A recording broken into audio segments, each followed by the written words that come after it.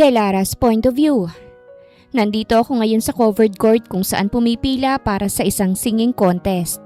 Kailangan ko kasi ng pera kaya kahit consolation prize lang, ayos na yun. Pandagdag lang sa araw-araw kong pangangailangan. Ilang beses akong tumikhim-tikhim para maklear ang aking boses. Warm up na rin to para sa aking pagbirit. Aba! Nandito ka na naman? Sa tingin mo mananalo ka? Ang pangit ng boses mo. Ikaw lang yatang may kambing na boses ang confident na sumasali. Di ka ba nahihiya? Napairap ako nang marinig ko na naman ang basher ko na si Ophelia. Kung nasan kasi ako, naroon din siya. Kaya ngayon magkalaban kami sa isang singing contest. Me. Ani ko, tunog kambing pa para inisin siya. Paki mo ba, ha? Tunog baka nga yung boses mo nagrereklamo ba ako? Napamaywang siya. Hoy, Delara, tigil-tigilan mo na yung pagsali-sali mo Pinapahiya mo lang yung sarili mo. Kaya ka siguro pinagpalit ni Devin sa akin kasi nakakahiya ka. Pakyo ka, boy. Ani ko saka tinalikuran na siya. Hoy, pakyo ka din. Napaira pa ako saka ako na lamang ang lumayo. Well, hindi na ako nagtataka kung bakit galit si Ophelia sa akin. Boyfriend kasi niyang ex ko na hindi pa nakaka-move on sa akin. Iniwan ko kasi matapos lait-laitin yung boses ko. 2 buwan lang naman kaming magkarelasyon ni Enting, kaya't hindi masakit sa akin yun. Pero sa kanya, hindi makaget over. Dahil baka mas pangit ang boses nang ipinalit niya. Binoyfriend ko lang naman si Enting noon dahil anak siya ng may-ari na inuupahan ko noon kaya't nakalibre ako.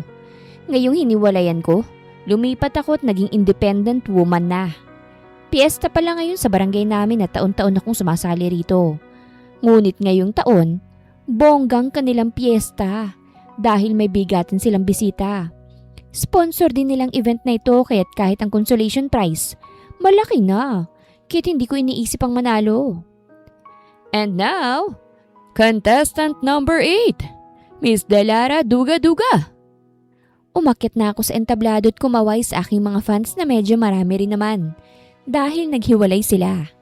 Tiningnan ko ang judges sa harapan at mukhang bigatin nga. Nakita ko ron ang isang ginang at binata. Hindi klaro ang kanilang mukha dahil nasilaw ako sa lights. Wow! Napakaraming fans ng isang Delara Duga-Duga. Ani ng host at humarap sa akin.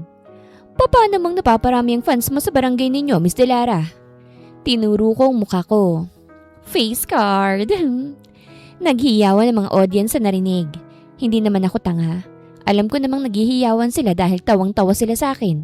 Pero hindi naman ako naiinis. Wow! Maganda nga ang isang Delara. May boyfriend ka na ba, Miss Delara? Inangatan ko ng kilay ang host. Ano to? Talk show o singing contest? Halakhakan ang narinig ko mula sa mga tarantadong audience. Ngumiti ako sa host at nag-peace sign. Joke lang. Wala akong boyfriend. Pero ready to mingle naman. Naku, maraming magkakainteresado sa'yo, Miss Delara. Anong kakantahin mo ngayon at para kaninong kanta na ito? Ang kakantahin ko ay Manok na Pula at dedicated to sa aking mga bayarin kong panty na bukas ng singilan. Mare kong taga-singil, kanta muna ako bago bayad ha, okay? Nagtawanan muli sila't nanindig ang balahibo ko sa mga tawa nila. Grabe. Pwede na ako maging comedian sa totoo lang. Alright, let's all welcome Miss Delara Duga-Duga with her song, Manok na Pula. At dahil tantado ako at hindi naman talaga ako marunong kumanta, pumikit pa ako para i-feel ang tunog at nauna pa ang lyrics ko kesa sa tono. Kita ko ang pagngiwi ng mga judges. Siguro, nanibaguhan sila sa boses kong malamig. Mukhang na-impress pang isa dahil nalaglagan pa nga. Pati ang langit sumabay sa kagandahan ng aking boses dahil narinig ko na lang ang pagkulog at pagkidlat. Nang matapos na akong kumanta, nag-standing ovation ng mga audience at naghiyawan pa. Kumaway-kaway ako. Thank you. Ani ko saka nag-exit na. Kita kong pagngiwi ng mga kalaban ko pagbaba ko sa entablado. Tinaasan ko sila ng kilay. Ano, di nyo kaya yun ano? Ani ko saka nilagpasan na sila. Alam ko naman sa sarili ko na hindi ako mananalo. Kaya't lumabas na ako sa covered court at umuwi na. Ganun palaging ginagawa ko dahil consolation prize lang naman ang habol ko. At isa pa, hindi rin naman matatanggap sa gabing yun ng premyo. Kinabukasan pa at sa barangay hall kukunin. Kaya't umuwi na ako sa inuupahan ko para maghanap ng panibagong racket. 3,000 ang consolation prize noon. Tas ang utang ko na panty, 1,500 dahil branded. Ang natira na 1,500, pambayad ko pa sa inuupahan ko kahit wala nang natira sa akin. Mag-isa na lang ako sa buhay. Matapos akong tumakas sa bahay ampunan noong bata pa ako. Ako na bumubuhay sa sarili ko. Kahit san-san lang ako tumitira noong bata kasi hinahanap ako. Pero ngayong malaki na ako, tumigil na sila. Hindi na bago sa akin ang mga masasakit na salita na binabato sa akin. Para sa akin, hindi na rin masakit yun. Dahil manhid ng puso ko sa ganung bagay. Sinusubukan kong mabuhay araw-araw. Kaya kahit nagmumukha na akong tangat katatawanan sa iba, nilunok ko yun para mabuhay. Kasalukuyan akong kumakain ng hapunan. Hindi pa kasi ako naghahapunan nang kumanta ako kahit gutom na ako. Tutong ang kanin ko at pinarisan ko ng tuyo. Suwak ng late night dinner ko at makakatulog na nang hindi tumutunog ang tiyan. Tao po! Natigilan ako sa pagsubo sa huli kong kinakain nang may kumatok sa pinto. Kumunot ang noo ko't napatingin sa orasan. 11:00 na ng gabi. Sino namang baliw ang kakatok pa? Tao po! Mabilis kong kinuhang kawali ko na bagong hugas at tumayo. Humakbang akong palapit sa may pinto habang hinahanda na rin ang kawali sa aking kamay. Pamalo ko to sa tarantadong may masamang balak. Tao po! May tao ba? Tao po! Huminga ako ng malalim bago ko binuksan ang pinto. At mga hampas na sana na bumungad sa akin ng isang matandang babae. At sa gilid niya, kapitbahay ko na gulantang sa pambungad ko. Naibaba kong kawali ko. Nanggugulat ka naman, Delara? Napahawak sa kanyang dibdib si Ena. Sino ba kasing kakatok ng 11:00 ng gabi? Umaga pa ba sa inyo, ha? Napatingin ako sa matanda na hindi man lang natinag sa ginawa ko kanina. Ngumiti pa ito na para bang masaya siya sa nakita. Pero teka, pamilyar to ah. Parang judge to kanina sa singing contest. Tapos ng contest ah? Tanong ko. Oo, at nandito ako kasi hinahanap ka ni Madam. Kung hindi mo alam siya yung nag-sponsor sa piyesta ngayon. Napatingin muli ako sa ginang. Ano hong kailangan niyo sa akin? Hindi ka naman siguro nagandahan sa boses ko, di ba? Natawa siya. Pwede bang papasukin mo muna ako, iha? Hinarang ko agad ang kamay ko sa buong pintuan. Naku, pasensya na, hindi ako nagpapapasok na hindi ko kilala eh. Sus, marumi lang talagang bahay mo, Delara. Pambubulgar ni Ena. Nilakihan ko siya ng mata. Ayos lang, walang kaso sa akin, iha. Nilakihan ko ang pagbubukas ng aking pinto at saka hinayaan siyang pumasok. Agad kong pinulot ang mga nagkalat na botelya. Pati ang upuan. May bra pa na hinubad ko kaya't agad kong kinuha. Naku, wag kang judgerist ha. Ikaw ang nagpunta rito. Paalala ko agad. Ayos lang. Umupo na rin ako. So, ano po bang kailangan nyo? Umayo siya ng upo. Gusto kitang kunin bilang bodyguard ng anak ko. Natahimik ako sa sinabi niya at maya-maya ay humagalpak ako ng tawa. Teka nga po, mukha ba akong tomboy sa inyo para maalok bilang bodyguard ng anak nyo? Nakaka-offend naman po ah. Abay hindi iha. Nakuha mo lang ang atensyon ko. Ikaw ang pinaka-suitable para sa anak ko. Ay naku, pasensya na po, hindi ako payag sa ganyan. 500,000 ang ibibigay ko sa iyo sa loob labang ng 6 na buwan. Pagputol niya sa akin. Kailangan ko lang ng may magbabantay sa anak ko at alamin ang kanyang mga lakad. Lahat, iha. Lahat ng lakad. Aba? 500,000? Ngumisi ako. Ang laki niya na. Kailan ako magsisimula? Bukas agad, iha. Dadalhin kita ngayon sa bahay para ipakilala bilang bodyguard niya. Gusto ko bayad muna bago ko simulan ng trabaho ko. Hindi ako namomotivate kung wala akong pera eh. Hinawakan niya ang kamay ko na ikinagulat ko. Huwag kang mag-alala. Ibibigay ko agad sa iyo kaya't gawin mo lang ang trabaho mo. Ngumisi siya sa akin ng malakit, hindi ko maiwasan ng mapalunok doon dahil ang creepy niya. Hindi nga ako nanalo sa contest ngunit ako pang mas makakatanggap ng malaking pera. Ibinigay kasi agad ni Mrs. Bautista ang 500,000 bilang bayad niya sa serbisyo ko bilang bodyguard ng anak niya. Isinama niya ako sa kanila na ilang kilometro rin ang layo. Namangha ako dahil sa bahay na nadatnan ko. At alam ko na hindi basta-basta ang ginang na ito. Ma'am, maligayang pagbabalik. Salubong ng mga kasambahay sa ginang. Malaki ang ngiti ng mga ito at mga nakauniforme pa. Pasensya na't natagalan. Nandito na ba ang anak ko? Nagkatinginan ng mga kasambahay bago hinarap si Mrs. Bautista at tumango. Opo, narito siya ma'am.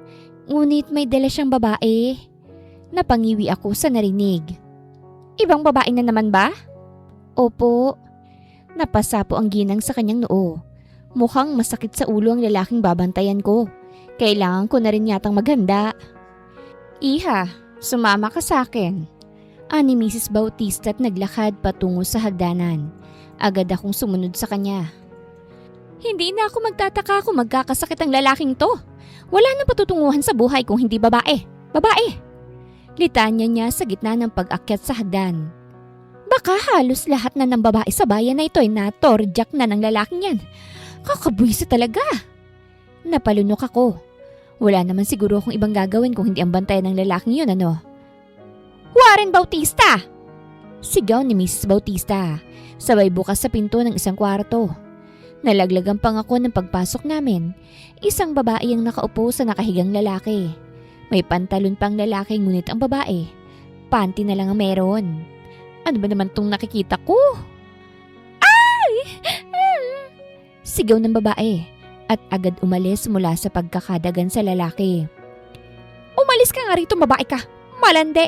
Layas! Walang ibang napulot ang babae kung hindi ang bra lamang dahil sa galit ni Mrs. Bautista. Naiwan naman ang lalaki na napasapo sa kanyang noo, samantalang nakapamewang na ang kanyang ina. Nagmumukha ka na talagang pokpok sa ginagawa mo, Warren.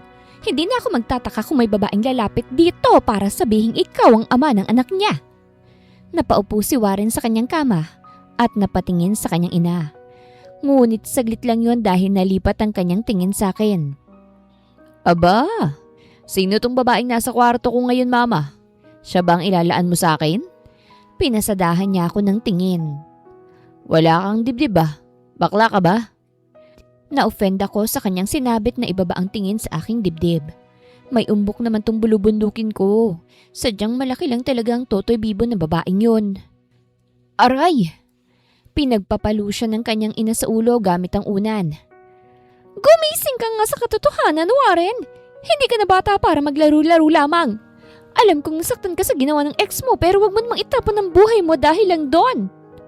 Hindi sumagot ang lalaki. Aalis ako ng bansa. Anunsyo agad ni Mrs. Bautista. 6 na buwan akong mawawala. Ang ibig sabihin noon ikaw ang papalit sa akin bilang CEO. At itong babae na kasama ko ngayon, hindi siya babae na ikakama mo, ha? Siyang bodyguard mo. At kapag nalaman ko na hindi mo sinaseryosong trabaho mo, Warren, mapipilitan akong tanggalan ka ng mana. Maliwanag ba? Nang hindi sumagot si Warren ay lumapit sa akin si Mrs. Bautista. Huwag kang mag-alala. Napakasimple lang ng trabaho mo, iha. Basta huwag mong kalilimutang sabihin sa akin ng mga pinaggagawa ng lalaking yan. Magbabakasyon pala si Mrs. Bautista ng 6 na buwan sa Amerika. At dahil doon, magiging CEO ang kanyang anak na si Warren Bautista habang wala siya. At ako, magiging bodyguard ako ng lalaking ito. Anong klaseng bodyguard ka? Sasalo ka ba ng bala para sa akin? Sarkastikong wika ni Warren nang magkaharap kami. Nandito kami ngayon sa hapagkainan. Kami lang dalawa dahil umalis saglit si Mrs. Bautista. Aura pa lang ng lalaking to, mukhang hindi kami magkakasundo. Hindi, susunod lang ako hanggang saan ka. Pipigilan kitang mambabae at titingnan ng trabaho mo bilang CEO ng kumpanya mo. Natawa siya. So, manonood ka habang may binebembang ako. Nagtaas ako ng kilay. Gusto mo videohan ko pa? Napawi ang ngisi niya. Sir, huwag kang mag-alala. Hindi naman ako magiging sagabal sa mga ginagawa mo. Ang tanging trabaho ko lang bantayan ka. Hindi sawayin ka sa gusto mong gawin. Nanliit ang kanyang mga mata. At bakit ikaw? Hindi ka ba natatakot na baka ikaw ang susunod na ikakama ko? Ako naman ngayon ang napawi ang ngisi. Seryoso ka ba? Umayos siya ng upo. Hindi ko naman maitatanggi na maganda ka. At maganda ang katawan. Kaya kahit kinulang sa dibdib, bawi naman sa muka. Naibagsak kong kutsara at tinidor. Hindi ako pokpok, sir. Isa lang ang trabaho ko. At iyon ay maging bodyguard mo. Wala nang iba. Ipinaliwanag sa akin muli ni Mrs. Bautista ang magiging trabaho ko bilang bodyguard ng babaero niyang anak. Wala naman siyang ibang sinabi bukod sa bantayan at iwasang mambabae si Warren. Kaya't mukhang mapapalaban ako sa mga chicks ng lalaking to para magseryoso na sa buhay. May tiwala ako sa iyo, iha. Ngumiti si Mrs. Bautista sa akin. Good luck, ha? Ho? Good luck lang. Baka kasi ma-stress ka sa anak ko. Kantahan mo lang para siya ang ma-stress sa'yo. Natawa na lamang ako saka kumaway na sa kanya bilang pamamaalam. Nagsimula ng trabaho ko bilang bodyguard ni Warren. Pero hindi lang yata iyon ang naging trabaho ko dahil ako pang gumigising sa kanya. The heck? Leave me alone. Reklamo niya nang hinihila kong kumot palayo sa kanyang katawan. Sir, may trabaho ka na ngayon. Kailangan mong bumangon. Ani ko. Pero hindi gumana ang paghila ko dahil bumalik pa rin siya sa pagtulog. Nagkatinginan kami ng kasambahay na ngayon ay stress na. May kaldero ba kayo dyan? Tanong ko. Ha? Kung meron, dalhan mo ko. Kailangan magising ng lalaking to dahil itong unang araw niya bilang CEO. Nagmadali sa pag-alis ang kasambahay at ako naman, nakapamewang. Napailing ako sa lalaki na ngayon ay tanging boxers lang ang suot habang nakadapa na natutulog. Hindi ko akalain na may mga lalaki pa palang ganito. Siguro dahil mayaman, kaya walang pakialam. Pero kailangan niyang bumangon dahil may mga empleyado na umaasa sa kanya. Pati ako umaasa rin sa kanya kaya't dapat siyang kumilos. Miss, nandito na po ang kaldero. Tinanggap ko ang kaldero na bigyan ng kasambahay at lumapit sa lalaki. Miss, ano palang gagawin mo? Magluluto. Sagot ko sa kasambahay at pinukpok ang takip ng kaldero sa puwetan nito. Kaya't gumawa ng malaking ingay. Gising na, sir! Kailan ka gigising ha? Kapag Pasko na ha? Gising! Nagmura lamang ang lalaki at tinakpan na lamang ang tenga. Kumulo ang dugo ko at nabitawan ang kaldero. Ayaw mong gumising ha? Pumatong ako sa kama niya at walang pasabing hinila ang boxers pababa, kaya't lumantad sa harapan ko ang kanyang matambok na puwet. Dahil sa aking ginawa ay tuluyang nagising si Warren at mabilis na bumangon dahil sa aking ginawa. Ano bang ginagawa mo? Alas 7 na ng umaga, Mr. Warren. Hindi mo ba naaalala? First day mo bilang CEO ngayon. Hindi ko alam na yaya mo pa rin pala ako para ako pang manggigising sa'yo. Napakurap-kurap ang lalakit nang mapagtantong sinabi ko. Natataranta siyang umalis sa kama at dumiretso na sa banyo. Tinulungan ko na rin ang kasambahay kahit hindi kasali sa trabaho kong maghanda ng isusuot ng binata. Pati brief iaasa pa sa mga kasambahay. Kung akong nasa posisyon niya, mahihiya talaga ako. Ano pa nga bang ikakahiya ng lalaking yun? Nahuli nga siya ng nanay niyang may babaeng nakapatong sa kanya eh. Tulungan mo ko! Aniwa rin nang nakabihis na siya. Nasa may pintuan lang ako at nasa loob ang isang kasambahay na nanginginig pa na nakahawak sa necktie. Ha? Ako? Oo, ikaw. Ikaw ang maglagay ng necktie sa akin. Bodyguard mo ako, hindi maid. Kung gusto mong pumasok ako, ikaw ang maglagay. Umigting ang pangakot na pilitang lumapit. Kinuha ko ang hawak ng babae at humarap sa boss ko na mas matangkad pa sa akin. Yumuko ka, ani ko. Yumuko naman siya at ang kanyang mga matay nasa akin ng tingin. Kamukhang kamukha mong babaeng yun. Ha? Kamukha mong babaeng tumarantado sa akin. Humigpit ang pag-aayos ko sa necktie niya kahit nasakal siya. Agad ko yung inadjust kahit napaubo siya. Are you trying to kill me? Ano naman ngayon kung kamukha kong babaeng tumarantado sa'yo, sir? Huwag mong ibaling sa akin ang galit mo sa kanya. Nagtatrabaho ako ng maayos. Binitawan ko ng necktie at saka umatras na. Kumain ka na, alis tayo mamayang 8:00. Pinasadahan niya ako ng tingin. Yan ang suot mo? Tiningnan kong sarili ko. Nakasuot ako ng high-waist jeans at black t-shirt. Nakasapatos din ako kahit anong problema niya. Bodyguard ako, sir. Natural na ganitong suot ko. Hindi na nagreklamo si Warren sa suot ko't umalis na kami matapos niyang mag-agahan. Hindi maipagkakaila na gwapong lalaking to at naiintindihan ko rin kung bakit gano'n na lang kumakapatong ang babaeng nakita ko. Ngunit sa kaso ko, nakaka-turn off siya. Kaya't malabong magustuhan ko ang lalaking to. Mabutit akong napiling bodyguard. Hindi lalaglag ang pante ko sa kagwapuhan niya. Teka, anong nangyayari? Napatingin ako kay Manong driver. Huminto kasi bigla ang kotse na maghahatid sa amin sa kumpanya. Sir, naubusan ng gas. What? Napatingin ako sa oras at ilang minuto na lang ay mag-aalas 9 na.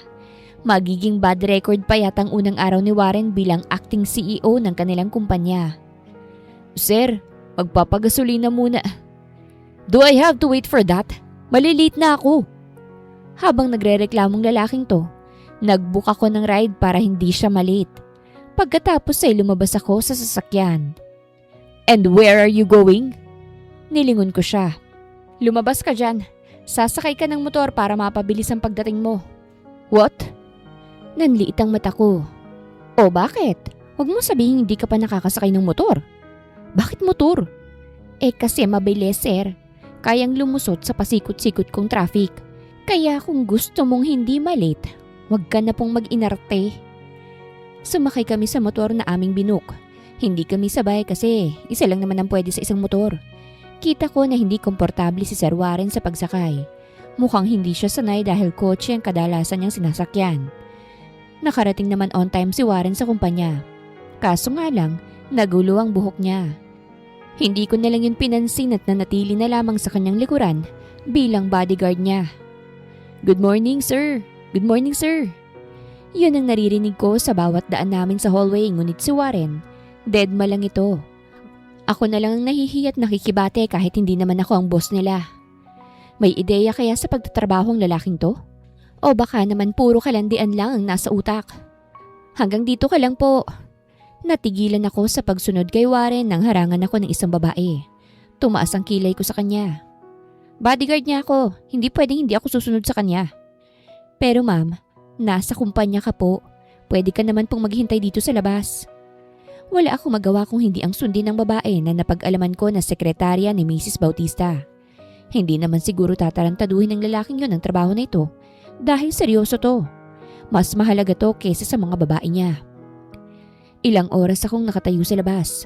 Sa ganda kong to, may nag-alok na sa akin ng mauupuan ngunit tinanggihan ko yon. Dahil hindi naman ako Disney princess. Nandyan ba sa loob si Mr. Warren Bautista? Napaangat ako ng tingin sa bagong dating. Naka-hoodie to ngunit malaki ang ngiti sa labi. Bigla akong naalerto. Sino ka? Tinanggal niya ang kanyang hoodie at mangha akong tiningnan. Nerissa! Why are you here? Nagkabalikan na ba kayo ni Warren? Ano? Natigilan ng lalaki sa kanyang sinabi at tinitigan akong maigi. You're not Nerissa, right? Sino yun? Napakurap-kurap siya. Oh, my bad. Medyo hawig kasi kayo ni Nerissa. Pero I realize hindi pala kayo pareho dahil mahinhin yun magsalita. Well, I am Warren's friend at iimbitahan ko siya sa party mamaya. Hindi siya pwede. Sabi ko agad. Pagkatapos nito, uuwi na siya agad. And who are you to decide? I am his bodyguard. Natawa ang lalaki. So, you're just his bodyguard. Hanggang dun ka lang. Just do your job to keep your boss safe. Wala na akong magawa nang pumasok ang lalaki sa loob ng opisina. Hindi ko na lang siguro isi-stress ang sarili ko sa kanila. Ang mahalaga na lamang sa akin ay peace of mind. Bahala ng lalaki sa buhay niya. Nagtatrabaho naman ng maayos si Warren sa kumpanya. Ngunit gabi-gabi, lumalabas para makiparty at makipaglandian sa mga babae sa bar. Kinakailangan kong tiisin ang mga malalaswang nakikita ko dahil sa bodyguard ako. Kwento sa akin ng isang kasambahay, mabait naman daw ang boss nila ngunit mula nang lokohin ng kanyang girlfriend, biglang naging babaero. at kung sino-sino na lamang ang babae na kanyang dinadala. Nalaman ko na nabuntis sa ibang kanyang girlfriend at ikakasal na. Kung akong nasa posisyon niya, masasaktan ako. Ngunit hindi ako aabot sa punto na sisirain ko ang sarili ko. Kamusta na, iha? Isang buwan ang nakalipas, kinontak ako ni Mrs. Bautista. Nasa bar ako ngayon, nakaupo sa may stool habang nakamasid sa ginagawa ni Warren na may kaakbay na babae. Wala naman silang ginagawang kalaswaan pero parang linta ako makadikit naman yung babae sa kanya. Ayos lang po. Napakaingay naman ng background mo, nasan ka ba? Nasa bar po. What? Anong ginagawa mo riyan? Binabantayan po si Warren. What? Ay talaga namang wala man lang siyang pakialam na nandyan ka, iha? Kumunot ang aking noo. Ano hong ibig mong sabihin? Well, kaya't babae ang pinili ko para maging bodyguard niya ay para makonsensya naman siya. My son is a very gentleman person, iha. Ayaw na ayaw niya kapag may napapahamak na babae. Napangiwi ako. Mukhang hindi niyo hulubusang kilalang anak mo, ma'am. Hindi siya ganun sa akin eh. Naiirita ang lalaki sa tuwing nandito ako. Para raw akong asong sunod ng sunod sa kanya. Yun nga yung trabaho ko eh. Binabayaran ako para sundan at bantayan siya. Matapos kong tawagan si Mrs. Bautista, tumingin ako sa pwesto ni Warren at nataranta ako nang makita na wala na siya roon. Agad akong bumaba sa stool upang hanapin siya kaso may humawak sa braso ko. Sandali! Napatingin ako sa humawak. Isa itong lalaki na may hikaw sa kanang tenga. Malaki ang ngisi nito at amoy ko ang alak sa kanya. Bitawan mo ko! Napansin ko na tingin ka ng tingin kay Warren Bautista. Type mo rin ba siya gaya ng kapatid ko na ikinama niya lang? Ramdam ko ang galit niya sa sinabi niya. Bitawan mo nga ako! Gusto kitang makilala, miss. Sabing bitawan mo ko eh. Anikot bigla siyang tinuhod para makawala na ako. Kailangan kong masundan si Warren dahil baka kung anong pinaggagawa nun. Ngunit kahit natuhod ko na siya, hindi niya ako nabitawan. Hindi ko gusto yung mga babaeng nag-iinarte. At sinampal niya ako ng malakas na nagpaikot sa aking mundo. Walang nakapansin sa kanyang ginawa dahil busy ang lahat ng mga tao rito. Naramdaman ko ang paghawak niya sa bewang ko matapos niya akong sampalin. Huwag ka na kasing magpumiglas. Mag-e-enjoy lang tayo ngayong gabi. Siguradong magwawala ang Warren na yun sa galit. Parang nawala ng lakas ang aking katawan dahil sa nangyari. Hindi na nga ako nakailma nang naramdaman ko ang pagbuhat niya sa akin. Warren's point of view. Bumalik na ako sa sofa dito sa pwesto namin sa bar matapos kong umihi. Hindi ako uminom ngayon dahil nakasunod ang babaeng bodyguard na yun. Sumasakit kasing ulo ko dahil palagi siyang naninermon sa akin. At kapag naman sumagot ako, agad niyang sasabihin na ginagawa niya lang ang trabaho niya. O Warren, kala ko hindi ka nababalik. Anong nangyari? Humihina ka na yata ngayon. Ibinagsak kong sarili ko sa sofa. Baka mapagalitan na naman ako ng babaeng yun. Natawa si Charles, ang kaibigan ko. Under ka pala ng bodyguard mo eh. Well, good news. Hindi ko siya nakikita ngayon kahit magagawa mong gusto mo. Ano, ite-text ko na ba yung mga kilala kong babae rito? Kumunot ang aking noo. Anong ibig mo sabihin? Nandyan lang siya sa may... Natigilan ako nang makitang wala na siya sa counter kung saan siya nakabantay sa akin kanina. Nasaan ang babaeng yun? Baka naman napagtanto na siguro ng babaeng yun na hindi ka na niya dapat binabantayan. Masyado namang dedicated sa trabaho. Saan ka pupunta? Lumapit ako sa counter kung nasaan si Delara kanina. Ngayon ko lang kasi siya nakita na hindi tinatapos ang trabaho niya. Noong mga nakaraang linggo, buntot siya ng buntot sa akin. Excuse me, have you seen the girl here earlier? Tanong ko sa bartender. Yung babae ba? Naku, nakita ko na sumama sa isang lalaki. Yung suki rito. Sino? Nag-isip muna ng bartender bago sumagot. Si Mr. Dragon po. Mukhang nagkakaigihan nga sila kanina eh. Umigting ang aking panga saka agad umalis. Kinuha ko ang phone ko at tinawagan ng lintik na lalaking yon. Napatawag ka Warren. Nasaan ang babae? Asik ko. Wala ba tong pangalan para sabihing babae, Warren? Sira ulo ka. Tumawa ito sa kabilang linya. Huwag kang istorbo, Warren. Mag-good time lang kami nitong bodyguard mo. Ang ganda eh. What do you want, huh? Wala naman. Gusto ko lang na maghigante dahil sa ginawa mo sa kapatid ko. Matapos mong ikama, iiwan mo? Walang kami, Dragon. At ginusto yun ng kapatid mo dahil siya itong lumalapit sa akin. Hayop ka talaga! Subukan mong galawin ng bodyguard ko, magsisisi ka. Ani ko't ibinaba ang tawag. Bago ma-off ang phone ni Dragon, pinatrack ko na agad ito kung nasaan siya. Kailangan kong mahanap ang babaeng yun dahil sigurado akong magagalit si Mama. Nakarating ako ngayon sa building kung saan dinala ni Dragon si Delara. Sa isang cheap na motel niya ito dinala na mas lalong nagpagalit sa akin. Bawat pinto, binuksan ko para lamang mahanap ko. Hoy! Ayop ka! Sigaw ng ilang naiistorbo ko. Nakasunod sa akin ang staff na natataranta na sa ginagawa ko. Sir, mali ang ginagawa mo, sir. Ngunit hindi ako nakinig. Patuloy lamang ako sa aking ginagawa hanggang sa nahanap ko na. Oh, nice to see you, Warren. Nahanap. Agad ko siyang sinalubong ng suntok kahit napahiga siya sa sahig.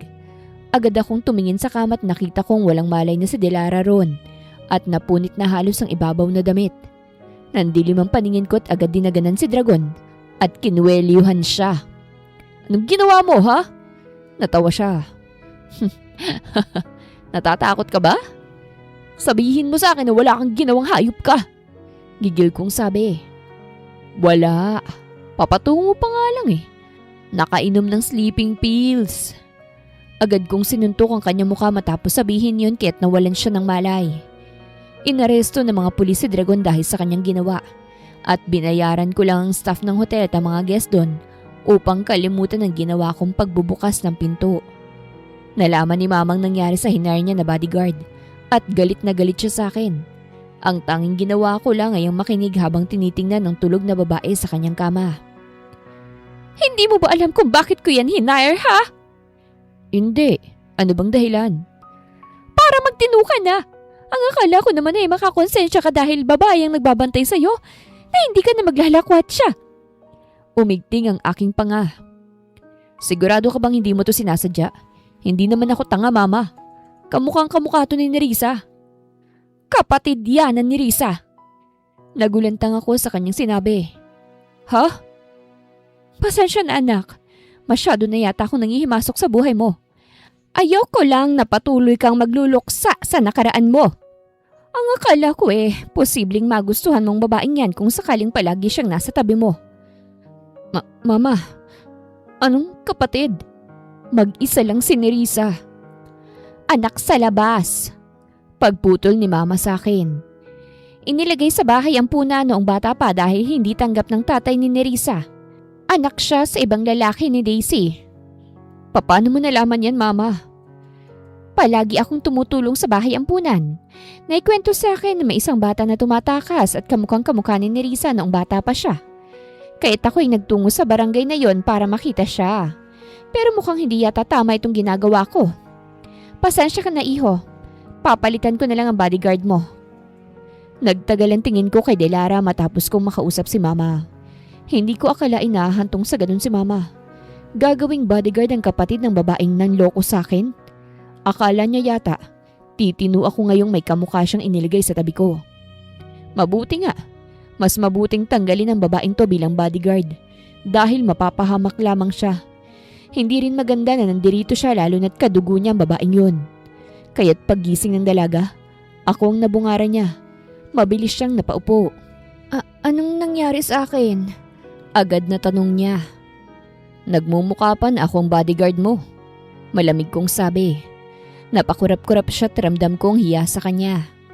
Pasensya ka na. Hindi ko nagawang trabaho ko.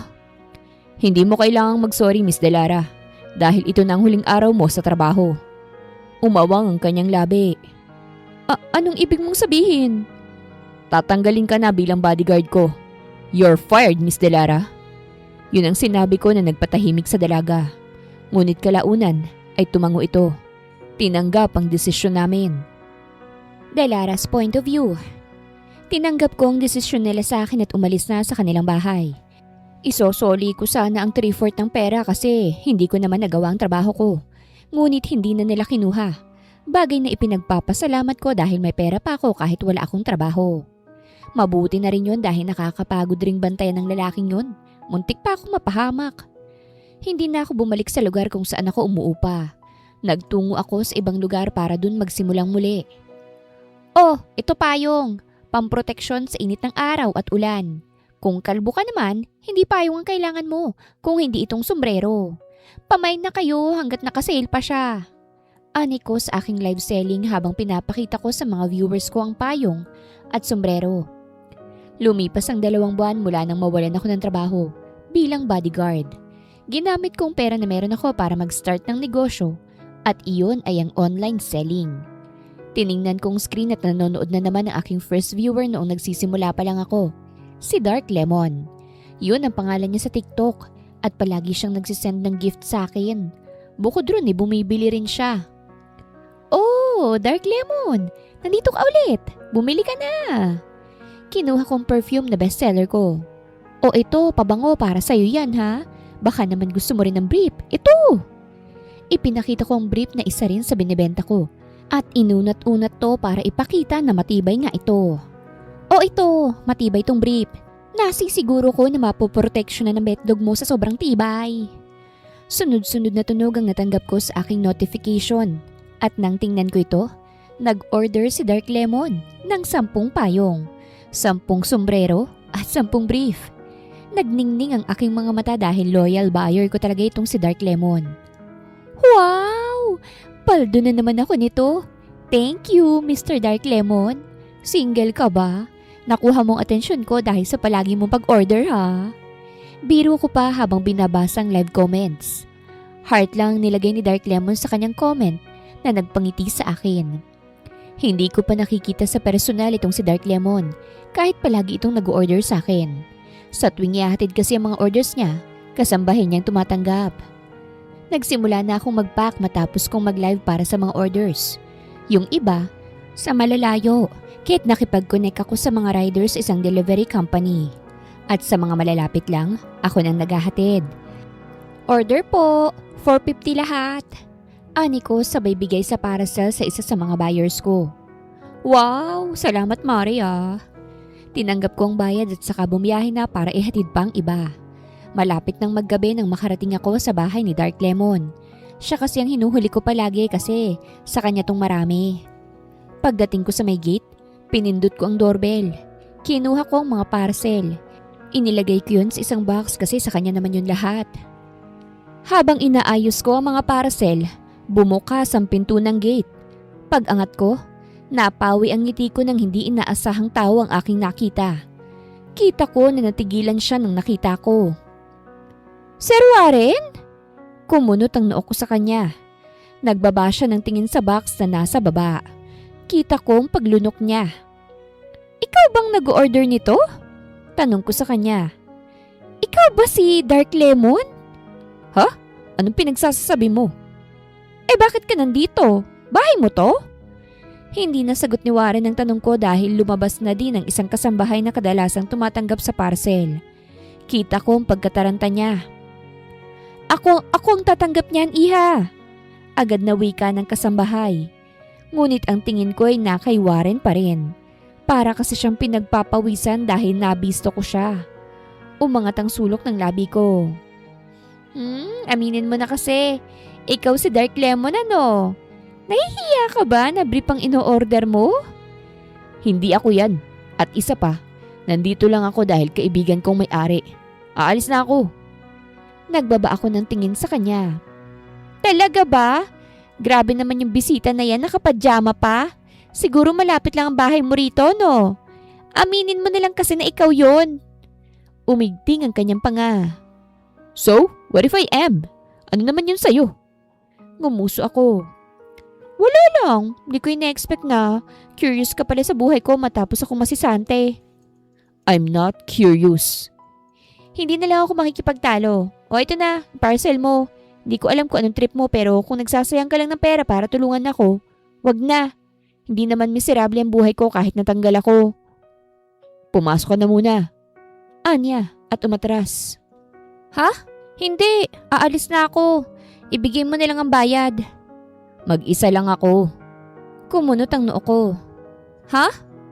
Wala akong kasama rito. Napatingin ako sa kasambahay. Anong tingin mo kay ate? Invisible? I am alone. Wala akong kasamang kumain kaya't pumasok ka. Hindi kita babayaran kung hindi ka papasok. Wala akong magawa kung hindi ang sundin siya. Pumasok ako sa kanyang bahay at hindi maiwasan ng aking bibig na mapanganga. Kakaiba kasi ito sa bahay ni Mrs. Bautista. Mas modern ito at talagang mayaman na mayaman ang datingan. Kung isa kang hampas lupa, mahihiya kang pumasok. Ano ba talagang trip mo, Sir Warren? Aminin mo nilang kasi na namimiss mo na ako kaya't order ka ng order sa akin. Asar ko pa. Huminto siya sa paglalakad. Oo, namiss kita. Satisfied ka na ba? Natigilan ako sa kanyang sinabi at naramdaman kong unti-unting pagbilis ng aking puso. Nasapo niya ang kanyang noo matapos sabihin yun sa akin at nagpatuloy sa paglalakad. Parang nagsisisi pa ito sa kanyang sinabi. Hindi ko maiwasang mapangiti at sumunod sa kanya. Bakit naman? Sa pagkakaalam ko, inis na inis ka sa akin. Tapos ngayon namimiss mo na ako? Tinanggal mo nga ako eh. Hindi kita tinanggal. Si mamang nagpatanggal sa'yo. Nakarating na kami sa hapagkainan at nakita ko ang isang lechon doon. Napakurap-kurap ako. Obo, timing yatang nandito ako ah. May pagkain. Anong meron? Tanong ko sa kanya. Naghila siya ng upuan. Birthday ko. Ha? Birthday mo? Inilahad niyang upuan sa akin. Maupo ka. Napangiwi ako. Hindi ko alam na birthday mo pala ngayon. I usually celebrate it alone. Ngayon, dalawa na tayo. Nahiya pa akong umupo at napatingin sa malaking lechon. Bakit siya nagpapalechon ng malaki kung siya lang naman palang mag-isa? Happy birthday nga pala. Napakamot ako sa aking ulo. Huwag mo nilang bayaran yung in-order mo. Regalo ko nilang yun sa'yo. Napapikit ako dahil luging-lugi ako pero dahil birthday niya, lulunukin ko na lang. Mahahanap ko naman siguro pabalik ang pera. No, I'll pay for it. Kontento na ako sa presensya mo rito. Hindi. Gusto mo ba bilhan kita ng cake? Wala kang cake eh. No, it's fine. Hindi. Napatayo ako na ikinagulat niya. Bibilhan kita ng cake. Saglit lang babalik ako. Mabilis akong umalis sa kanyang bahay at sumakay sa aking motor para makabili ng cake. Ngayon lang kami muling nagkita ni Warren. At kahit papano gumaan ang loob ko na hindi siya masungit sa akin. Kahit pumalpak ako sa trabaho dati. Hindi naman mamahalin ang binili ko. Yung afford ko lang at nilagyan ko ng happy birthday Warren na para bang close kami. Nang nag-drive na akong pabalik, may nadaanan ako na isang magandang babae na naglalakad lang na may dalang box. Miss, mag-isa ka lang? Pwede kitang ihatid. Offer ko. Umiling siya at ngumiti sa akin. No thanks, ayos lang ako. Ha? Madilim na. Bakit ka mag-isa? Nagtagal ang titig niya sa akin. Medyo magkamukha tayo ah. Ha? Ngumiti siya muli. Wala, okay lang ako. Malapit lang din naman ako eh. Tumango ako. O sige, mag-ingat ka. Nagpatuloy na ako sa pagdadrive hanggang sa makarating na ako sa bahay ni Warren. Nagulo pa nga ang buhok ko pagtanggal ko sa helmet. Pero wala na akong oras para ayusin yun dahil nagmamadali ako. Hi! Ani ko nang nadatnan ko pa siya sa hapagkainan. Pasensya na, natagalan. Andito na yung cake mo. Nilapag ko sa lamesa ang box sa binuksan to. Bumungad sa amin ng design ng chocolate cake. Heart shape pa ito. Napatikhim ako. Pasensya na ha. Naubusan ako ng ibang hugis eh. Heart na lang yung natira. It's fine. I love it. Nagkatinginan kami. Walang ibang meaning yan ha. Talagang naubusan lang talaga. Nagulat ako nang kinurot niya ang pisngi ko. Let's eat now. Napalunok ako at naupo na. Hindi busangot si Warren ngayon. Hindi katulad ng binabantayan ko pa siya na parang palaging binabagsakan ng mundo. Kapag hindi na ako busy, pupunta ako sa bahay mo. Halos na iluwa akong kinakain ko sa sinabi niya. Ha? Ba't ka pupunta? Bawal ba akong pumunta? Hindi naman. Then, it's settled. Pupunta ako sa bahay mo kada Sabado at Linggo. Nakaramdam ako na parang may paru-parong lumilipad sa aking tiyan. May hula ako kung bakit siya tutungo. Siguro, nabighani siya sa kagandahan ko. Well, hindi ko naman siya masisisi dahil maganda naman talaga ako. Wala nga lang akong pera. Nasa gitna na kami ng aming tahimik na pagkain ng kanyang handa sa kanyang kaarawan nang tumunog ang doorbell sa kanilang gate. Rinig na rinig ko ito kahit narito kami sa dining area. Mukhang may ibang bisita ka pa yata ah.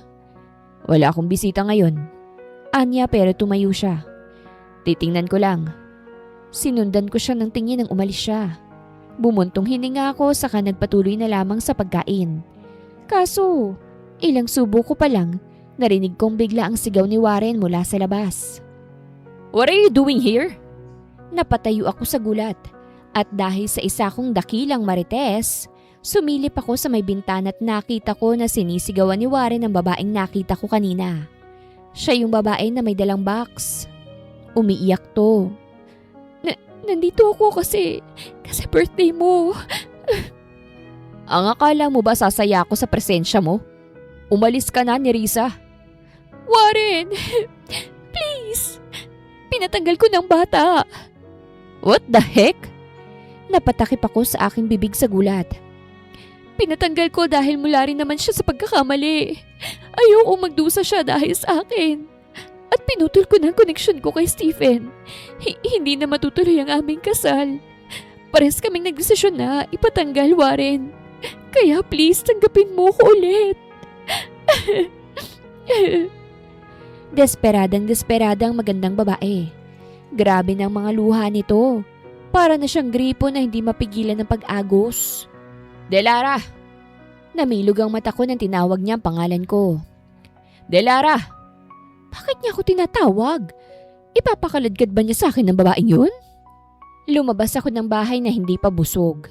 Nakita ko ang pagtingin nila sa akin at namilog ang mata ng babae. Kumunot ang noo ko habang papatungo sa kanila. Bakit? Hinapit ni Warren ang aking bewang kaya't napalapit ako sa kanya. Ano bang... Umalis ka na, Nerissa.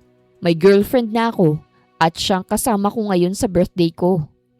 Napanganga ko sa sinabi ni Warren at napatingin sa babae na sobrang nasaktan. Umiyak ito saka nag-walk out. Dala ang kahon na dala niya na mukhang cake ang laman. Kahon ng alak na lang sana yung dinala niya. Magiinuman na lang sana kami.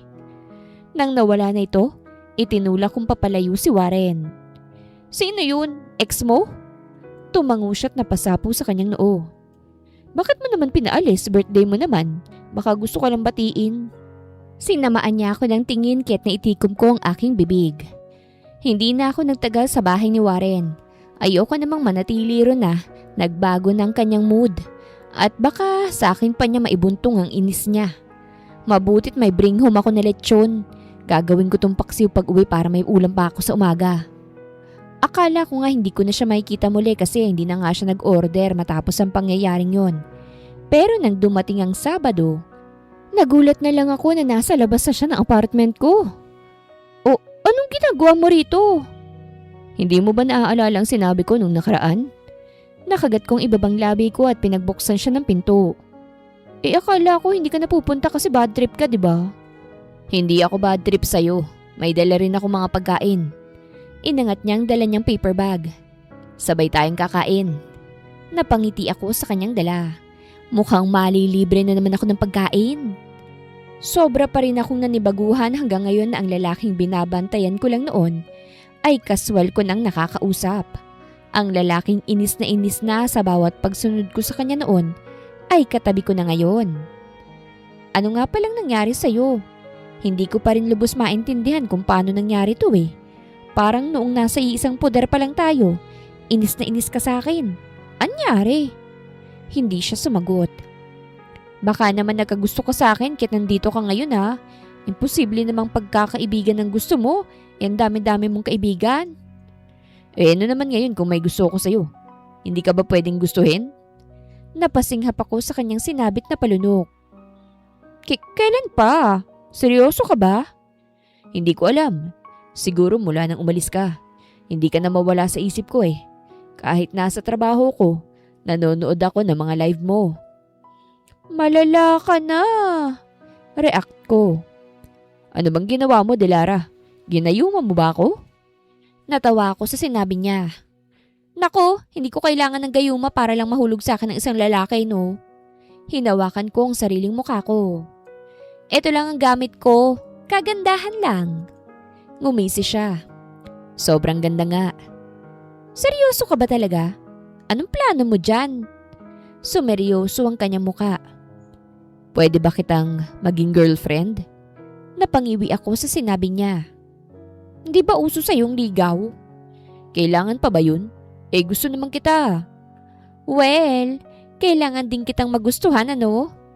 Nanliit ang kanyang mga mata. Hindi mo pa ba ako gusto? Hindi. Kaya't manligaw ka na muna. Pero iba itong akin. Maipapagawa ko sa'yo bago kita sagutin. Ano naman yun? Tulungan mo ko mag-live selling sa isang buwan.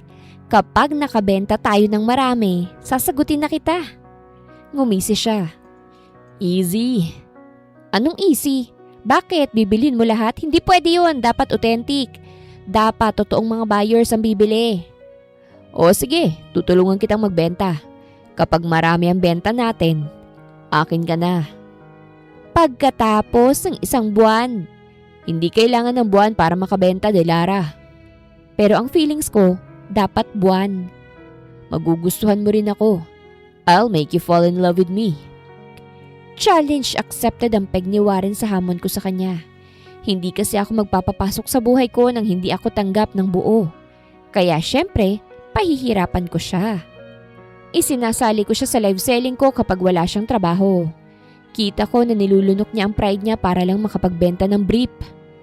Sir, pwede mo bang sukatin ang brief para makita ko na matibay nga? Basa ko sa live comments sa TikTok ko at napatingin kay Warren na natigilan din sa kanyang narinig. Hindi ko yan gagawin. Umiling siya. Napapikit ako bago ako humarap sa kamera.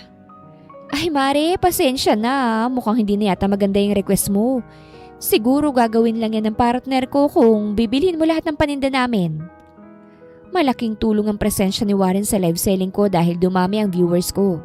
Bukod ron, marami rin ang bumili sa mga paninda ko na tingin ko naman ay authentic dahil totoong pangalan ng mga tao ang mga bumibili.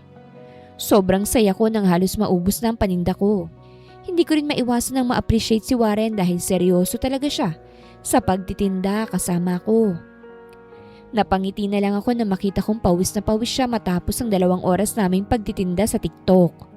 Lumapit ako sa kanya saka hinalikan ko siya sa pisngi. Nagulat siya sa aking ginawa. Salamat! Lumayo na ako sa kanya at nagpatuloy na ako sa aking ginagawa. Warren's point of view. Sobrang lakas ng tawa ni Mama matapos niyang ikwento sa akin ang kanyang nakita.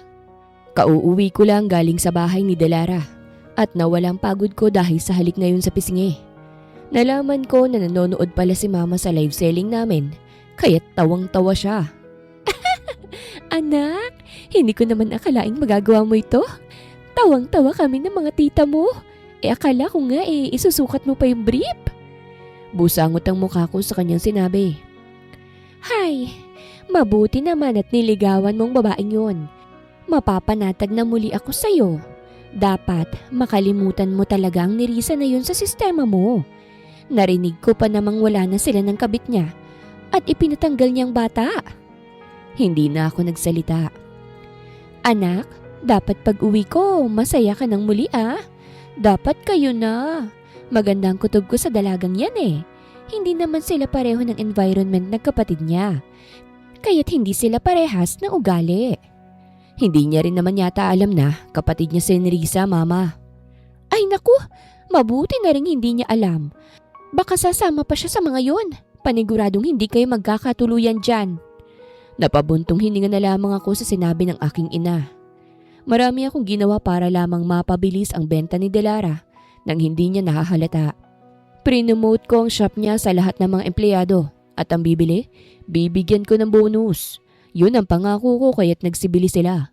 Kahit sobrang pribado ko na tao, nagawa ko silang papanoorin ng live selling. Pati ang mga kaibigan kong nakakakita ay pinagtatawanan ako. Ngunit ang hindi nila alam, ginagawa ko yon para sa babaeng gusto ko. Gusto kong ginagawa ko dahil mas nakikilala ko siya. Hindi na niya kailangang makilalang pamilya na umabandon na sa kanya dahil kaya niya ang sarili niya. Kaya't mas mabuti talaga na hindi na niya makilala si Nerissa bilang kapatid niya. Bumalik na ako sa trabaho kinabukasan na parang walang nangyari. Kada daan ko, napapatingin na sa akin ang mga empleyado na para bang isa kong artista. May naglakas loob pang lumapit. "Sir, kamusta po? Sinagot na ba kayo ng babae?" Napatingin ako sa kanya. "Ha? Nalaman ko kasi na hinamon ka pala ng live seller na yun na magbenta, sir." Umawang ang labi ko. "How did you know?" "Ho? Sinabi po nung babae kagabi sa live nung umalis ka saglit, sir. Kaya support lang kami, sir, para lang mapasagot mo siya." Napatingin ako sa ibang empleyado ko. "Fighting, sir!" Namulang leeg ko sa aking narinig at saka nilagpasan na mga empleyado ko. Dumiretso na ako sa opisina para gawin na ang trabaho. 3 linggo na palang nakalipas magmula nang hinamon niya ako. Binibilisan ko nga lagi ang trabaho ko para lang makasama ko na siya. Hindi naman ako nagmamadali na sagutin niya. Gusto ko lang talaga siyang mas makilala pa. Nang mag-lunch break, tumawag siya sa akin, which is hindi naman niya palaging ginagawa. Hindi ko tuloy naisubo ang pagkain ko. "Delara." "Warren, makakabili na ako ng lupa." Agad niyang bungad. "Talaga?" "Oo, malaking advantage talaga yung kagwapuhan mo. Mapapadali pa yata yung pagyaman ko nito ah. Makakabili na ako ng sariling lupa ko." Napangiti ako. "I'm happy for you." "Hindi ka ba busy ngayong hapon? Ipapakita ko sa iyo yung lupa na bibilhin ko. At saka, ililibre kita ng pagkain. Labas tayo." "Hindi ako busy. Sabi ko kahit marami pa akong dapat na gawin." "Mabuti naman. Maghihintay ako sa iyo ngayong hapon ha. May sasabihin din kasi ako sa iyo." Bigla akong kinabahan sa kanyang huling sinabi. Anong sasabihin mo?" "Secret muna. Baka ma-jinx eh. O sige ibababa ko na ito dahil kakain pa ako. Kumain ka na rin. Huwag kang magpapalipas ng gutom. Masama yan sa katawan, okay?" Lumaki ang ngiti sa aking labi. "O sige." Hindi na ako makapaghintay sa oras at tinapos ko ng maagang trabaho ko. Gulat nga ang mga nadadaanan kong empleyado nang ngitian ko sila nang batiin nila ako. Maganda talaga ang mood ko dahil magkikita kami ni Delara at isasama niya ako sa pagtingin ng lupa na plano niyang bilhin. Bumili pa nga ako ng bulaklak para ibigay sa kanya. Para akong baliw nang umingiti na mag-isa at napansin pa yun ng tindera ng bulaklak. "Para sa girlfriend mo bang bulaklak, iho?" "Para sa magiging girlfriend ko po," ani ko. "Ang sweet naman. Huwag kang gagaya sa iba, iho ha. Ang daming gwapong manliloko." "Hindi po ako ganun dahil naloko na rin po ako ng babae dati," ani ko saka nagbayad na. Bumiyahin na ako patungo sa apartment ni Delara. Nagpabango pa ako habang nasa kotse para dagdag pogi points. Gusto kong mabali ang kanyang leeg kakalingon sa sobrang bango ko. Ngunit ang lahat ng inaasahan ko sa aking isipan ay biglang nawala na para bang bula nang makita kong may mga kotseng nakapark sa labas ng apartment ni Delara. Bigla akong kinabahan na baka may nangyaring masama kay Delara kaya't lumabas ako. Ang kaso, hindi ako nakalapit doon dahil hinarangan ako. "Bakit?" Takang tanong ko. "Bawal lumapit, sir. Nandito ang mga Jimenez. Kailangan nila ng privacy." Namilog ang aking mga mata. "Jimenez? Pamilya ni Nerissa? Anong kailangan nila kay Delara?" Napalunok ako at sinubukang magpumiglas pero naitulak ako. "Bawal nga, sir. Pasensya na. Ginagawa lang namin ang trabaho namin." Napasapo na lamang ako sa aking noo, kasabay ng pag-igting ng aking panga. Delara's point of view. Hindi ko kilala yung mga taong pumasok sa bahay ko. Bukod sa ex ni Warren na si Nerissa, wala na akong kilala. Pero dahil may mga tauhan sila sa labas na nagbabantay, sigurado ako na hindi sila basta-basta. "Anong kailangan niyo sa akin?" Tanong ko agad.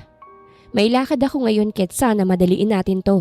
Hindi ko kayo kilala at wala akong atraso sa inyo." Lumapit sa akin si Nerissa at hinawakan niya ang aking kamay. "Sana hindi ka mabibigla sa sasabihin namin, Delara." Inalis ko ang kamay ko mula sa pagkakahawak niya. "Aatakihin ba ako sa puso sa sasabihin niyo para mabigla ako? Pasensya na sa ugali ko Nasira kasi ang plano ko ngayon dahil sa inyo. Hindi ko kasi kayo kilala para basta-basta na lang makikipag-usap sa akin." "Naiintindihan ko, iha. Wika ng isang lalaki na mukhang papa ni Nerissa. Ano ba sasabihin nyo? Ibinigay ni Nerissa ang isang envelope sa akin. Nagtataka kong tinanggap ito. Nandito kami para kilalanin ka namin bilang pamilya. Delara, kapatid kita. Natigil ako sa pagbukas sa envelope dahil sa sinabi ni Nerissa. Kunot-noo ko siyang tiningnan. Ha? Alam kong mahirap paniwalaan pero yun ang katotohanan. Ang nasa loob ng envelope na yan ay DNA test na magpapatunay na anak ka ni Mama. Magkapatid tayo sa ina, Delara. Tuluyan kong binuksan ang laman ng envelope at nakita ko ang resulta ng DNA test. Hindi ko alam kung paano sila nakakuha ng pampa-DNA test sa akin. Ngunit narito sa resulta ang katotohanan. Sumikip ang dibdib ko sa hindi malamang dahilan. All this time, may pamilya pala ako? Sa ngayon, dapat maintindihan mo kung bakit ka nasa ampunan. Yun ay dahil anak ka sa labas. Nagkasala si Mama at ayaw ni Papa noon sa'yo. Ngunit ngayong malaki ka na, sising-sisi siya. Gusto ko ring makita ni Mama, Delara. Pinigilan kong sarili kong maluha. Buong akala ko ay wala akong pamilya. Kahit saan-saan na lamang ako nagtutungo para buhayin ang sarili ko. Maraming beses akong gustong sumuko sa buhay na mayroon ako. Tapos ngayon bigla silang susulpot para kilalanin ako? Hindi mo na kailangang mag-live selling at magtiis sa maliit na apartment na ito. Delara, our family is rich. You don't need to work anymore because we have lots of businesses. Hindi ko alam kung anong ire-react ko. Gulat ako na may pamilya pala ako. At sa totoo lang, hindi ko naman sila hinahanap dahil okay na okay ako sa buhay ko ngayon. Anong punto mo sa lahat ng binabanggit mo ngayon? Nagsalita ang kanyang ama. Come with us, Delara. We're family. Ipapakilala kita sa lahat ng kapamilya mo. Umangat ang sulok ng labi ko sa kabinalingan si Nerissa. Maituturing mo pa rin ba akong kapamilya mo kapag sasabihin kong boyfriend ko na si Warren? Natigilan siya sa sinabi ko. Umangat ang kilay ko sa reaksyon niya. Mukhang hindi. Bawal ka na kay Warren kasi magkapatid tayo, Delara. Nandito kami para ipakilala ka sa pamilya mo. Pero kapag hindi ko kailangan ng pakilala sa pamilya nyo, maayos na yung buhay ko, Miss Nerissa. Ibinalik ko sa kanyang envelope. Huwag ka nang magsayang ng oras sa akin. Masyado na kayong huli para lapitan pa ako. Matutuwa pa siguro ako kung noon pa. Noong hirap na hirap pa ako sa buhay. Baka sasama ako sa'yo at baka susunod pa sa gusto sa sobrang grateful ko, Miss Nerissa. Alam kong gusto mo lang makipagbalikan kay Warren. Pero hindi mo ba na itatanong sa sarili mo kung bakit ayaw ka nang balikan ni Warren? How dare you question me that? Sobra namang halata kayo, Miss Nerissa. Alam mong may namamagitan sa amin ni Warren kaya't gusto mong gamitin ang pagiging magkapatid natin para makuha mong muli si Warren. Ngunit hindi ko yun nahayaang mangyari. Wala na kayo ni Warren dahil niloko mo siya. Kaya't hayaan mo na siya sa buhay niya. Sinampal niya ako kaya't napahawak ako sa pisngi ko. Kaya masamang kutob ko sa'yo eh. Kahit ako hindi ko matatanggap na kapatid kita. Dahil alam kong nananalitay sa dugo mo ang pagiging mang-aagaw. Sinampal ko rin siyang pabalik dahil hindi ako nandito para magpaapi lang. Nagulat siya sa ginawa ko. Hindi ko rin naman gustong maging kapatid ka. Sino bang nagtungo sa apartment ko ngayon ha? Di ba kayo? Umalis na nga kayo dahil wala kayong makukuha sa akin. Hindi ko kayo kapamilya at wala akong pakialam sa yaman nyo. Kaya umalis na kayo. Hinila na ng lalaki si Nerissa, nagigil pa rin. Siyang humarap sa akin. Binibigyan ka na ng pagkakataon, Miss Delara. Ngunit sinayang mo. Wala nang pagkakataon sa susunod. Ayos lang. Hindi ko naman inaasam na magkapamilya na katulad nyo. Umalis na sila matapos kong sinabi yon. Halos pinigilan ko lang ang sarili kong manghina dahil ayokong magmukhang talunan sa harapan nila. Napaupo na lamang ako para masapo ko ang aking puso. Wala sa sariling tumulo ang aking luha. Ngayon pa talaga? At halata naman na hindi sila genuine. Alam kong may gusto lang silang makuha sa akin kaya't gusto nila akong kilalanin. Pero nasanay na akong mag-isa. Hindi ko na kailangan ng pamilya. Lalo na't sila ang unang nanakit sa akin. Delara! Napatingin ako sa may pintuan. Umawang labi ko nang makita ko si Warren. Muntik ko na siyang makalimutan. May lakad nga pala kami ngayon. Mabilis siyang lumapit at tumabi sa akin. Kinagat kong ibabang labi ko. Pasensya na, mukhang hindi matutuloy ang lakad natin. Hindi ko na ipagpatuloy ang sinabi ko dahil niyakap niya ako. Parang lumambot ang aking puso sa kanyang ginawa. Mahigpit ang kanyang yakap na para bang gusto kong umiyak. Umiyak ka lang, nandito lang ako. Nanubig ang aking mga mata sa kanyang sinabit na payakap din ako sa kanyang pabalik. Doon natulog sa aking apartment si Warren para samahan ako. Nag-alala nga ako dahil may trabaho pa siya kinabukasan. Hindi ko maitatanggi na sobrang lapit niya na sa aking puso. Parang wala na akong dapat itago pa sa kanya dahil nakita niya na ang lahat sa akin. Warren, gising na. Kailangan mo pang umuwi. May trabaho ka ngayon, oh. Paggising ko sa kanya kinaumagahan. Sa sofa siya natulog at hirap na hirap talaga siya sa kanyang posisyon. Hindi ko nga maiwasang maawa at muntik ko nang ialok sa kanya. Natabi na lang kami. Pero pinigilan kong sarili ko dahil hindi pa naman kami. Dito lang ako. Nainis akong bigla. Bumangon ka na dyan. Huwag kang maging irresponsable, oy. Niyugyug ko na siya. Nang hindi pa rin siya natitinag, napapamewang na lamang ako bago lumapit sa kanyang tenga. Girlfriend mo na ako. Napaatras ako nang mabilis siyang bumangon at natulala sa akin. Ha? Narinig mo na siguro, di ba? Kaya't bumangon ka na. Kasi kung hindi babawiin kong sinabi kong, babangon na agad. Natawa na lamang ako nang singbilis ni Flash ang naging kilos niya sa sinabi ko. Kahapon ko naman sana siya sasagutin. Kaso biglang may umepal. Kaya't ngayon na lang. Hindi hadlang ang biglaang revelasyon ng pamilya ko para sagutin ko si Warren. Hindi ko naman naging kapatid ang babaeng yun para iwasan kong i-date ang ex niya. At isa pa, siyang nagloko. Kapal rin naman ang mukha niya. Ang sarap sa feeling na boyfriend ko ng isang Warren Bautista. Hanggang ngayon para pa rin siyang panaginip sa akin. Kada tapos kasi niya ng trabaho, sa akin siya pupunta para lang makasama ko. Ilalabas niya ako sa kabibigyan pa ng mga bulaklak. Ito ang unang pagkakataon na nagka-boyfriend ako ng matino at seryoso. Talagang iniingatan niya ako sa relasyon namin. Hindi niya rin ako tinatago dahil ipinakilala niya ako sa mama niya na dating boss ko. Hiyang-hiya nga ako nang magkaharap kami sa video call. Akala ko nga ayaw niya dahil hindi naman pareho ang estado namin ni Warren.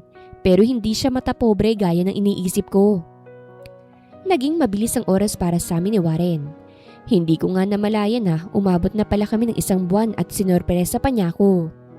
Pasensya na, hindi ko alam, isi-celebrate pala ang mansari. Hiyang-hiya kong sabi. Don't worry, akong magpapaalala sa iyo buwan-buwan. Anya sabay halik sa aking labi. Happy mansari nga pala. Ani ko saka siya niyakap. Sa bahay lang kami nagdiwang sa unang buwan namin bilang magkasintahan. Nanood kami ng palabas habang kumakain ng niluluto kong popcorn. Napakasimple lang ng date namin pero napaka-memorable na. I love you, Delara. Yun ang bulong ni Warren sa akin sa gitna ng aming panonood. Napatingin ako sa kanya. Ngumiti siya at sumandal sa aking balikat. Nakagat kong ibabang labi ko. I love you too, Warren. Kahit boyfriend ko na ang isang Warren Bautista, patuloy pa rin naman ang pagiging live seller ko. At hindi niya ikinakahiya yun sa akin. Siyempre kahit mayaman ang boyfriend ko, hindi naman ako tumatanggap ng pera sa kanya. Kailangan ko ring paghirapan ng sariling pera ko gaya niya. Tao po, delivery po.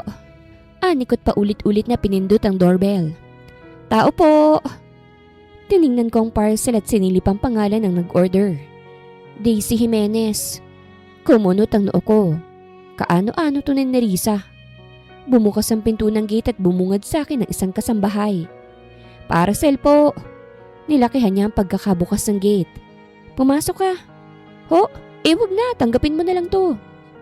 Na kay Ma'am Daisy ang bayad. Napakurap-kurap ako saka walang nagawa kung hindi ang pumasok. Malaki ang bahay ng pinasukan ko. Mukhang mayaman ang may-ari. Napapahinto pa nga ako dahil sa ganda ng mga disenyo. Para akong nasa ibang bansa. Pagpasok ko ng tuluyan sa bahay, nadatnan ko sa sala ang isang babae na mukhang kaedara ng mama ni Warren. Ikaw po ba si Daisy Jimenez? Tumayo ang babae mula sa pagkakaupo nang makita ko. Hindi siya sumagot ngunit kita kong pangungusap ng kanyang mga mata.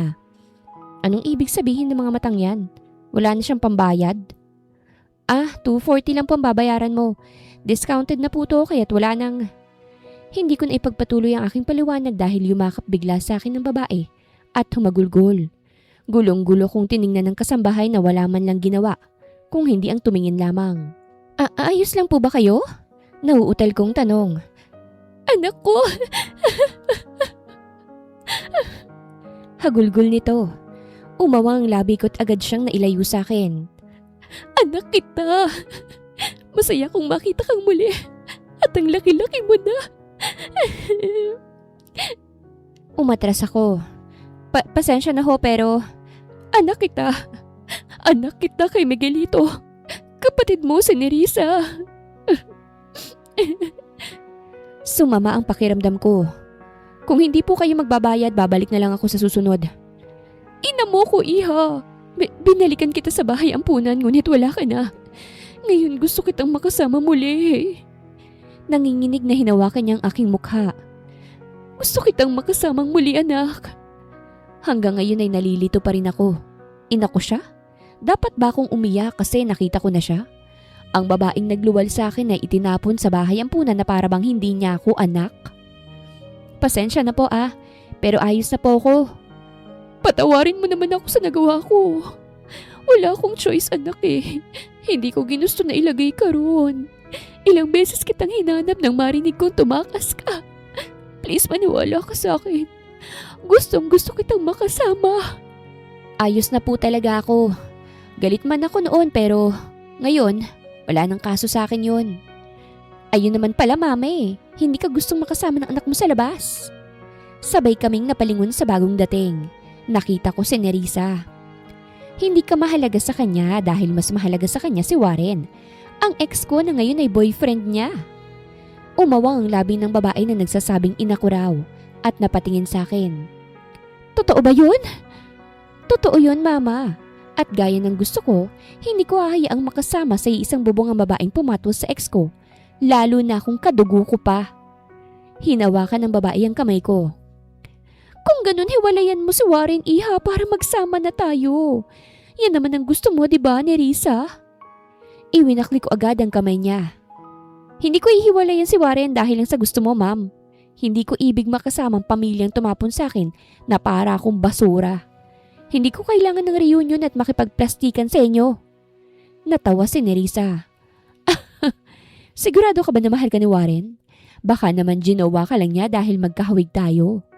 Naalala ko pa noon na grabe ang iyak ni Warren nang malamang niloko ko siya eh.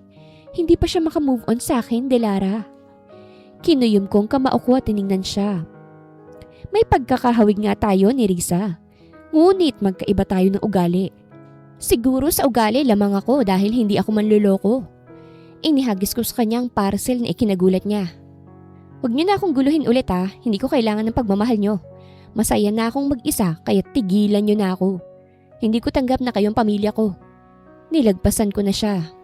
Ingat sa biyahe, ani ni Risa. Bumagabag sa isipan ko ang nangyari kanina. Kahit nasa gitna ako ng pagmamaneho ng motor ko, ginugulo nilang isipan ko. Kaswal kong nakitang babaeng nagluwal sa akin sa mundong ito. Hindi man lang ako naapektuhan sa pag-iyak niya. Siguro ay dahil buong buhay ko, hindi ko naman siya nakakasama. Dagdag pa na plano nilang tanggalin sa akin ang kaligayahan ko. Napagtanto ko na napakamakasarili nila at balak nila akong kilalanin kung hihiwalayan ko si Warren, which is hindi ko gagawin no, manigas sila. Plano ko sanang huminto muna sa may tabay upang magpahinga. Mainit kasi at plano ko ring uminom ng tubig.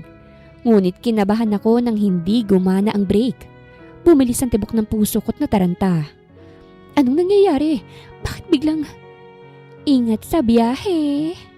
Napasinghap ako nang maalala ko ang sinabi ni Nerissa. Kaya niya ba ako pinag-iingat dahil may ginawa siya sa motor ko? Marami na ang bumusina sa akin dahil sa pagmamaneho ko. Ang dami ko nang inilaga na sasakyan para hindi ako mabangga. Kaso nang wala na talaga akong kontrol sa motor ko, bumangga ito sa poste. Kasama ako. Magandang araw mga viewers! Ang kwentong ito ay hatid ng Love Series TV. Salamat sa pakikinig! Warren's point of view. Mapapaagang pag-uwi ng aking ina mula sa kanyang bakasyon. Yun ay dahil may bago kaming investors at kailangan ng presensya niya. Hindi pa kasi ako ang tunay na CEO kahit hindi pa sapat ang presensya ko. Susunduin ko si mama bukas at isasama ko sa Delara. Tumunog ang phone ko sa gitna ng meeting ko. Nang silipin ko ito, pangalan ng girlfriend ko ang nakalagay. Bakit siya tumatawag sa ganitong oras? Hindi naman siya tumatawag sa ganito kahit nakakapagtaka lang. Nag-excuse muna ako saglit at lumabas sa silid. Hello? Hello? Is this Mr. Warren Bautista? Kumunot ang noo ko dahil hindi boses ni Delara ang bumungad sa akin. Yes, I'm Warren. Pero sino to? Bakit nasa iyong phone ng girlfriend ko? This is from Las Islas Hospital. I just want to inform you that Miss Delara Duga-Duga is here. At ikaw po yung nasa emergency calls niya since wala kaming nakitang ibang kapamilya. Huh? What happened? Nabangga po si Miss Duga-Duga, sinasakyan niyang motor sa poste po at nasa critical pong kalagayan niya. Naibaba ko ang phone ko at bumilis ang tibok ng aking puso. Mabilis akong umalis at hindi na bumalik sa meeting para puntahan ang aking nobya. Hindi na ako mapakali habang papatungo roon. Pagdating ko, agad kong pinuntahan si Delara at nasa emergency room siya. Sir, hanggang dito na lang po kayo.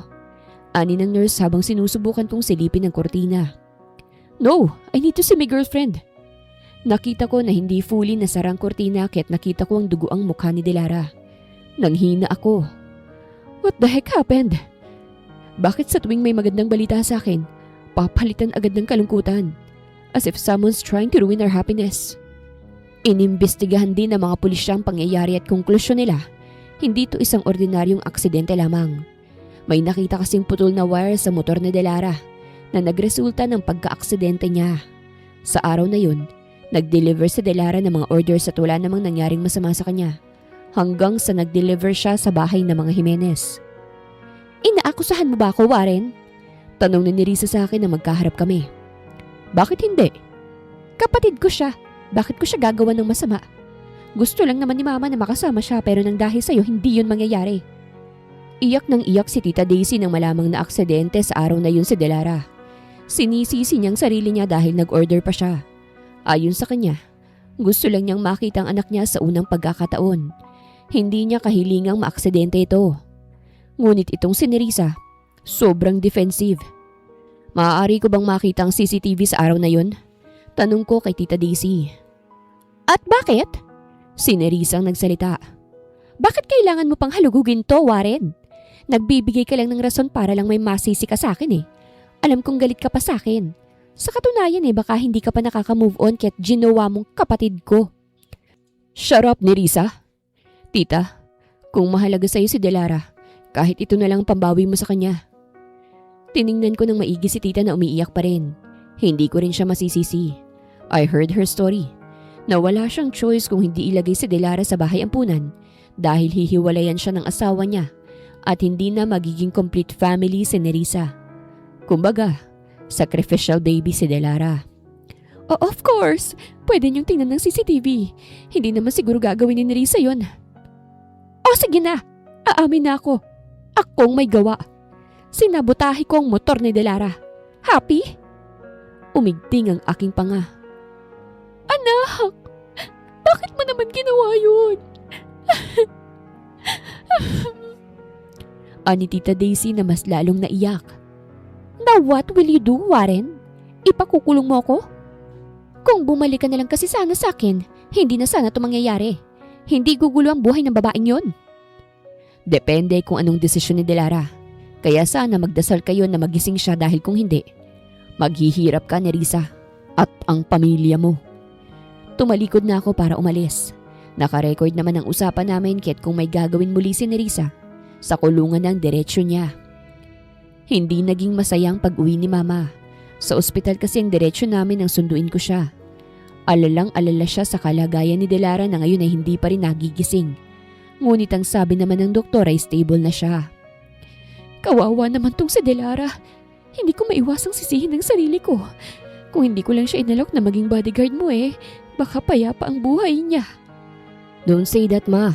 If it wasn't for you, I wouldn't be able to meet and know her. Seryosong sabi ko. Kailangang maturuan ng leksyon ng gumawa nito sa kanya. Kahit anong gawin mo, anak, kadugo pa rin naman niya yon. Kaya't hanggat hindi ito naaayos, patuloy lang ang gulo na ito. No, that girl should know her place in the first place. Hindi lang niya matanggap na si Delara ang pumalit sa kanya. Huwag kang mag-alala, Mama. Maayos din to. The next morning, Nagtungo si Tita Daisy sa ospital para bisitahin ang kanyang anak. Siya lang mag-isa at base sa itsura niya, mukhang wala siyang maayos na tulog. Pwede ko bang makita si Delara? Agad ko siyang pinagbuksan ng pinto. Nagulat siya sa ginawa ko. I will pay for the hospital bills. Pambawi ko na ito sa ginawa ng anak ko sa kanya. Aniya bago pumasok. Sinundan ko lang siya ng tingin bago ako lumabas para bigyan sila ng privacy. Narinig ko sa labas ang paghagulgol ni Tita Daisy at hindi ko maiwasan ang makaramdam ng awa sa kanya. She wanted that child kahit mula sa kasalanan. Hindi lang siya nabigyan ng pagkakataong makasama ito. Isang oras na natili si Tita Daisy sa kwarto bago ito lumabas. Nadatnan ko pa siyang nagpali sa kanyang luha bago ako hinarap. Gagawin kong makakaya ko para hindi na siya guguluhin. Wag lang ipakulong si Nerissa. Alam kong hindi magandang request ko pero kapalit nun hindi na namin siya guguluhin. We will stay away from her life. I just hope you'll make her happy, Warren. Tumango ako. I will. Hinayaan ko na mga Jimenez ang magbayad sa hospital bills ni Delara. Si Nerissa naman ang may kasalanan kung bakit nakahiga ngayon sa hospital bed ang girlfriend ko. 5 araw yata ang lumipas bago nagising si Delara. At iyon ang pinakamagaang na araw sa buhay ko. Napawi ang bigat na aking dinadala sa aking dibdib nang idinilat niya ang kanyang mga mata. Kilala mo ba ako? Yun agad ang unang tanong ko dahil napuruhan ng kanyang ulo. Natatakot ako na baka katulad ito sa mga napapanood ko. Matagal bago siya sumagot. Boyfriend ko. Nakahinga ako ng maluwag sa kanyang sinabit agad siyang niyakap. Wala akong ginawa buong araw nang magising siya kung hindi ang titigan ng kanyang magandang mukha. Alam ni Delara na si Nerissa ang may gawa. May kutob na siya bago siya umalis. At ayaw niyang kasuhan to dahil ayaw niya na ng gulo. Basta, wag na muli niyang gagawin yun kasi isasama ko talaga siya sa impyerno. Napangiti na lamang ako dahil walang nagbago sa kanya. Ilang araw pa siyang nanatili sa ospital bago siya tuluyang inilabas. Naka-wheelchair pa siya dahil mahina pa ang kanyang paa dahil sa aksidente. At paglabas namin, nakasalubong namin ang mga Jimenez. Daisy! Si Mama ang sumalubong. Anong ginagawa mo rito? Tumingin si Tita Daisy kay Delara na nakatingin na rin sa kanya. Kamusta ka na? Ayos lang, hindi pa nakakalakad. Kita ko ang guilty sa mukha ni Tita. I am sorry. Hindi mo kasalanan. Agad na wika ni Delara. Kaya wag kang mag-sorry. I wanted to be with you, Delara. Alam ng Panginoon yun kung gaano akong nangungulila sa'yo. Pero alam kong hindi ka rin magiging masaya kung kasama kita. My mistake will just hurt you. Kahit alam kong sasaya ka sa piling ni Warren. He will take good care of you, Iha. Napahawak si Delara sa kamay ko. Nagkatinginan kami. Alam ko po, mabuti at sinayang ng anak mo ito. Ako tuloy ang nakabenepisyo. Napangiti na rin ako saka hinalikan siya sa labi bago kami tuluyang umalis. Ilang linggo rin ang lumipas bago tuluyang nakalakad muli si Delara. Nasa bahay ni Mama siya na natili para mabantayan ang kalagayan niya. Maganda rin ang relasyon namin. Bihira lang kaming mag-away kasi nagkakasundo kami sa lahat ng bagay. Kamusta ang aking CEO? Salubong agad sa akin ni Delara nang umuwi ako. Mabilis lang ang panahon para sa amin.